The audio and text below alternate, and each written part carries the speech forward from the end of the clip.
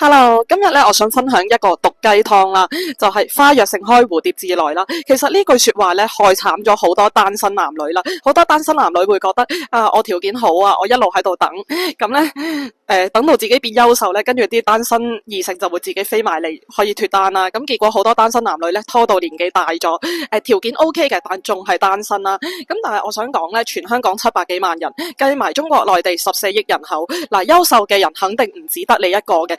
你憑乜嘢覺得蝴蝶即係異性會自己識得嚟揾你呢？即係紅娘 Charlene，我都覺得自己係一個優秀嘅人啦，個樣又 OK 啦，又識講嘢啦，服務又做得體貼啦，咁但係我都要好勤力去拍片啊，去俾錢落廣告啊，甚至喺 Threads 嗰度經常出一啲文章，咁先至會有單身男女先知道我呢個配對服務嘅存在啦。咁其實呢，優質嘅單身男女一樣啦。如果你覺得自己條件還不錯的話呢，你都係要去勤力透過唔同渠道去認識對象啦。例如係揾紅娘 Charlene 介紹啦，或者去透過朋友介紹啦，或者去參加一啲慈善晚會啊等等啦，咁你先至會容易出到鋪啦。咁再加上呢，如果你遇到啱心水嘅對象呢，咁相睇完唔好等啦，你記得發下信息噓寒問暖。其實發信息唔使錢嘅，嗱，只要行多一步呢，你距離幸福又近咗啦。